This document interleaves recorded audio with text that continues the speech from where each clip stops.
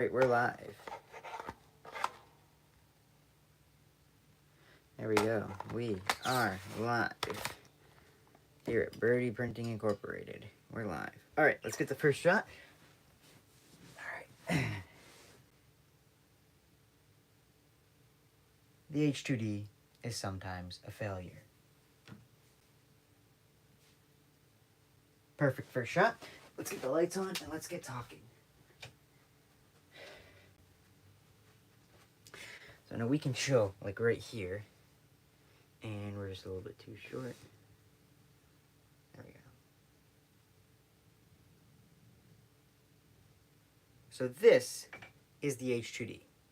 And unfortunately, we have had a catastrophic failure while printing a 14-hour multicolor, just 3 colors though, print. This was supposed to be mini pumpkins for people. This is what they look like in general, and as you can see, they're pretty decently complicated. They look very nice and appealing. However, it kind of struggles with the top part because, as we can see, one of your damaged prints, it has to print a line all the way across. It has to print a line across this. Now the line then supports the entire rest of the pumpkin top. However, it's pretty strong. As you can see, it requires quite a bit of force to break. And I'm gonna be honest, one thing the h2d does really well is the supports. You can literally just take these off, and as you can see, barely any pink on here. That is absolutely fantastic, and that is one thing I love about the h2d. Its supports are always fantastic. And the thing is, that's about the only thing, besides the dual nozzle setup, which everyone obviously knows is better, that I find insane about this 3D printer.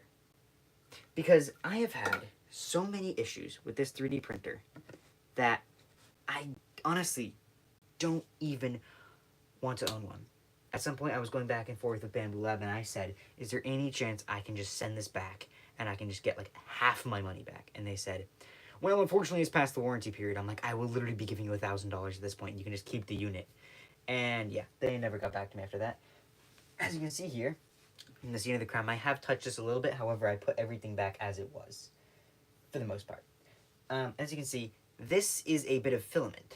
This bit of filament was from this spool right here. This is kind of more of an interactive video. This is from this spool right here. This spool is very, very tight. As you can see, once you get past... No. Wait, hang on a second. I'm learning stuff. I thought the spool was tight because it said the extrusion motor was overloaded. However, as you can see, that is clearly easily unrollable. So maybe that's not the issue. Let's look with the pumpkin. Let's take them down here, and we can look at them in a brightly lit environment. Alright, so, as you can see, with 3 different pumpkins in various states of disarray. This one, these top pieces came out and kind of went flying. As you can see, they're on the other 2, but not on this one. Obviously, they didn't magically pre-build themselves. I took the parts off and built it. However, one of these was knocked over, and unfortunately, this prime tower was also somehow moved. And I can understand the prime tower being moved. Oh, no, wait. I can't. One of the reasons is that for some reason, when it's sliced, and I have no idea how this happened, these got sliced with white in there, even though I selected every color and selected it and turned it to white. That doesn't make any sense. Okay, that saying literally doesn't make any sense. So basically, I selected every color that was white and turned it to black. And then I made this body pink. And then I made these polka dots in white with just a brush, and I made it dots. So that's already an issue. But, however, it wouldn't be an issue if it printed fine. As you can see, these printed fantastically. I'm going to put you back on the stool here. Alright. And now, as you can see, these printed perfectly. You can literally flick them to take them off. And putting them back in is literally super simple, and it's honestly very smooth as well.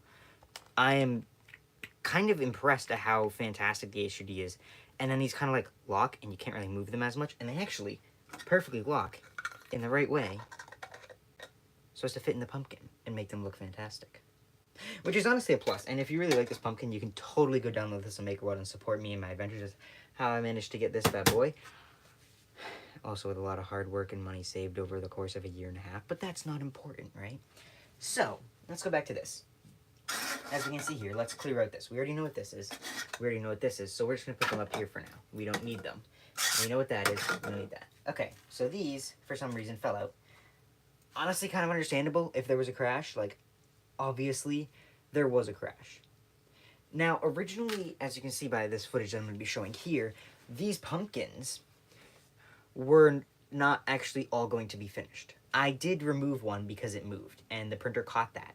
So, I simply took it off, and then I resumed the print.